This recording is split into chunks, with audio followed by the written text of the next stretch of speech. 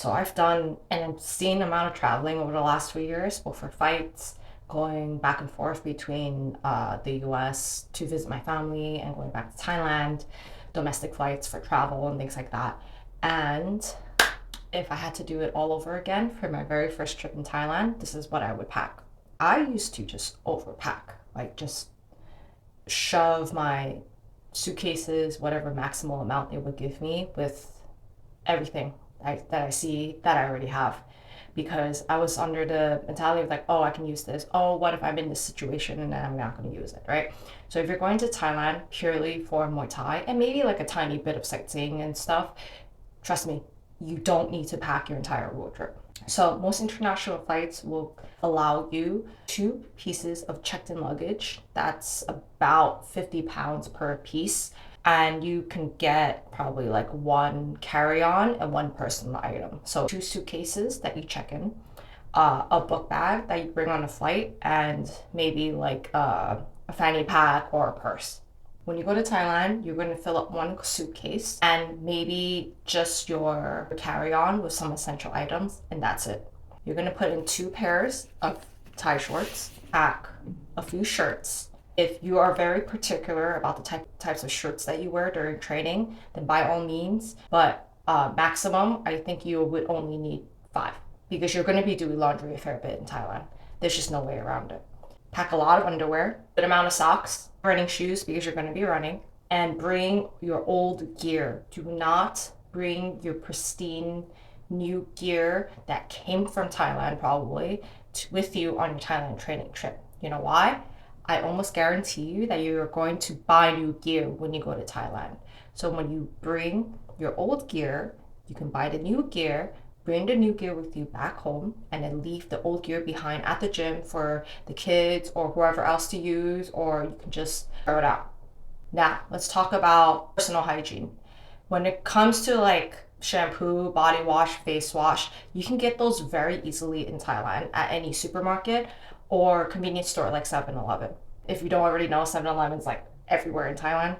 The only caveat to that is I would say if you have hair that's very particular, so like let's say you have very frizzy hair or super, super curly hair, if you need very particular products to manage your hair, bring those products and put it into your check-in.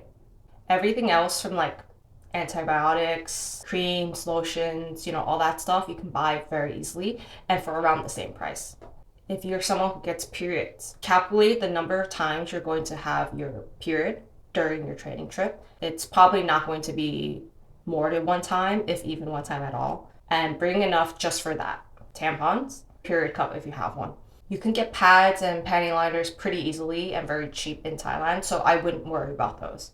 You would need a bag to hold your training gear in, like a duffel bag that you could easily roll up, put into your suitcase is good, or you can even use the carry-on that you can bring onto the plane. So for me, I have like a backpack that I used for school when I was still in school and still in good condition. I put like my laptop in it and stuff, and I would put my gloves in there. Doesn't fit, again, just check into the luggage.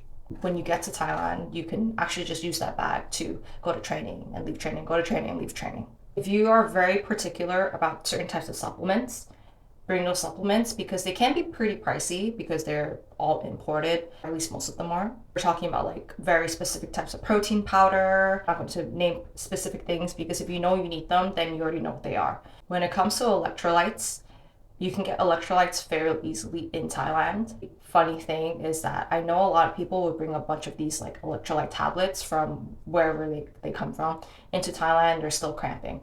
And the fact of the matter is that a lot of these tablets that are made for the general public are not made for athletes that train and sweat a lot in a hot and humid environment like Thailand. Buy local, they're really cheap. I think they're like 7 baht a packet. You can buy like a box of 50 if you're there for more than a couple weeks. You're going to be burning through those pretty fast. But they do contain a lot of sugar. So if you are particular about your sugar intake for any reason, then feel free to bring your own electrolytes and just add some salt into the water or something like that. Now, when you get to Thailand, your first or second day that you arrive, go gear shopping. This is when you're gonna buy Not all, because you're gonna find more. You're gonna buy some shorts. You're gonna buy some new gloves, shin guards, hand wraps. Whatever it is that you decided not to bring, you're gonna bring them. Some gyms will have things for you to borrow, but not all gyms. So just keep that in mind. And also, don't forget that as you train and as you travel through Thailand or go to fights or whatever, you're gonna find things that you want to buy and take home. So it's like maybe at one shop you see this very particular brand of gloves that you like, you buy it, and you go to another shop, you're like, oh, this is another brand that I also like, but ends in a whole other color.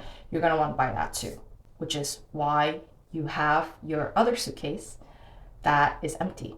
Remember, for most international flights, you can bring 2 suitcases. You're going to fill up that second suitcase with whatever it is that you buy in Thailand, and you're going to take it home. If you have any questions about this, feel free to drop it in the comments.